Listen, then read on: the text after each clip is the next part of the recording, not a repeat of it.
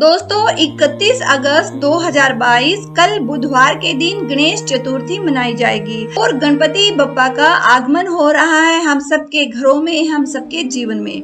तो दोस्तों यहाँ पर एक खास बात हम आपको बता रहे हैं। अगर आप घर में गणेश जी की स्थापना कर रहे हैं या अपने ऑफिस और दुकान में गणपति जी की स्थापना कर रहे हैं तो एक जैसे गणपति आपको स्थापित नहीं करने हैं। आज की ये वीडियो इसके बारे में ही रहेगी कि आपको घर में, ऑफिस में या दुकान में किस तरह से गणेश जी की स्थापना करनी है। 31 अगस्त से गणेश उत्सव शुरू हो रहा है। इस दिन घर घर गणपति जी विराजेंगे। आमतौर पर लोग घर, दुकान, ऑफिस और फैक्ट्रियों में गणपति जी की एक जैसी ही मूर्तियां स्थापित कर देते हैं, लेकिन दोस्तों धर्म ग्रंथ और वास्तु दोनों का कहना है कि घर और वर्किंग प्लेस दोनों में एक जैसी प्रतिमाएं रखना शुभ नहीं रहता है, ठीक नहीं माना जाता है। तो दोस्तों हम आपको बता देते हैं कि अगर आप गणेश जी की मूर्ति घर में स्थापित कर रहे हैं तो सिद्धि विनायक रूप की आपको मूर्ति स्थापित करनी है। विघ्नेश्वर गणेश ऑफिस और दुकानों के लिए और महागणपति की स्थापना कारखानों के लिए शुभ रहती है, क्योंकि दोस्तों हमारा घर सोने, आराम करने और पारिवारिक रिश्तों से जुड़ी हुई जगह होती है।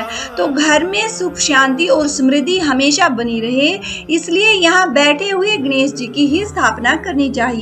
ऑफिस, दुकान या फिर फैक्ट्री में हम एक्टिव रहते हैं, यहाँ मेहनत की जरूरत होती है, तो इस वजह से यहाँ बैठे हुए गणपति की स्थापना करना वास्तु के हिसाब से भी सही नहीं होता है। इसलिए इन जगहों पर हमें सजग भाव में रहने वाले यानी कि खड़े हुए गणपति जी की स्थापना करनी चाहिए। इससे वर्किंग प्लेस का वातावरण पॉजिटिव एनर्जी से भरा रहता है और आपके कामों में, आपके बिजनेस में, आपकी दुकानदारी में तेजी आती है, उन्नति होती है। तो दोस्तों इन तीनों जगहों पर गणपति जी की स्थापना के लिए थोड़े कुछ इनके रूल अलग होते हैं। जैसे कि दोस्तों घर में हथेली भर के गणेश जी की स्थापना करनी चाहिए, मतलब आपको अपने घर में छोटे गणपति बप्पा की स्थापना करनी चाहिए। इससे सुख, शांति और समृद्धि बढ़ती है, वास्तु दोष भी नहीं होता। और मूर्ति के साइज पर अगर बात करें तो ऐसी मूर्ति 12 अंगुल यानी तकरीबन 7 से 9 इंच तक की ही हो तो बहुत ही अच्छा होता है। इससे ऊंची मूर्ति घर में नहीं होनी चाहिए, लेकिन मंदिरों और पंडालों में मूर्ति की ऊंचाई से जुड़ा हुआ कोई नियम नहीं होता है।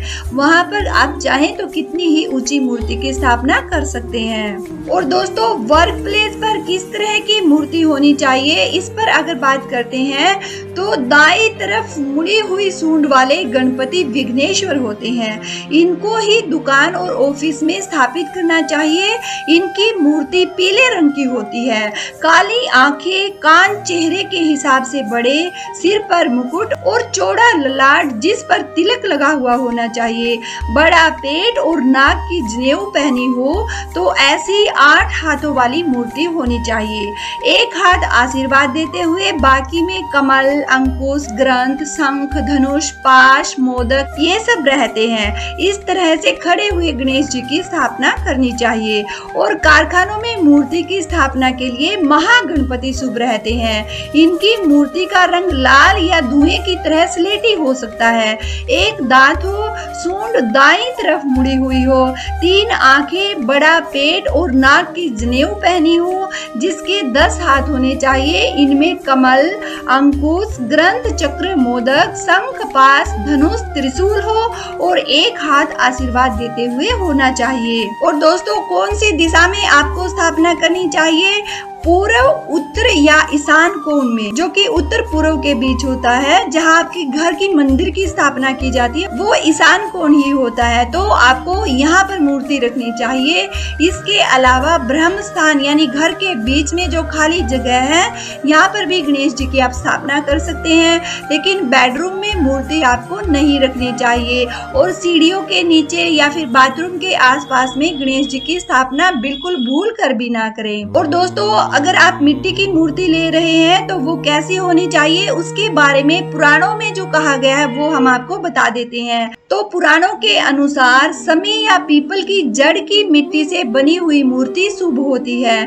इसके अलावा गंगा या दूसरी पवित्र नदियों की मिट्टी से भी मूर्ति आप बना सकते हैं। इसके लिए बस इतना ध्यान रखना होगा कि जहाँ से भी मिट्टी ले वहाँ ऊपर से 4 अंगुल हटाकर अंदर की मिट्टी से भगवान गणेश जी की मूर्ति बनानी चाहिए, यानी पवित्र मिट्टी आपको यूज करनी है। और दोस्तों, मिट्टी के अलावा गाय के गोबर, सुपारी, सफेद मदार की जड़, नारियल, हल्दी, चांदी, पीतल, तांबा, स्फटिक और कुछ पूजनीय पेड़ों की लकड़ियों से बनी मूर्तियों की भी स्थापना आप कर सकते हैं। और ज्योतिष शास्त्र की अगर माने तो सबसे ज्यादा मान्यता मिट्टी और सुपारी से बने हुए गणेश जी की होती है। इनका पूजन करने से मनोकामना जल्दी पूर्ण होती है। तो दोस्तों, जहाँ तक संभव हो सके आप गणेश उत्सव में मिट्टी की मूर्ति लाइएगा, इनकी स्थापना कीजिएगा और दोस्तों बड़े ही धूमधाम के साथ गणपति उत्सव को आप सेलिब्रेट कीजिएगा। आप सबको गणेश चतुर्थी की हार्दिक शुभकामनाएं। तो फिर मिलते हैं दोस्तों किसी नई जानकारी के साथ। बोलिए गणपति महाराज की जय हो।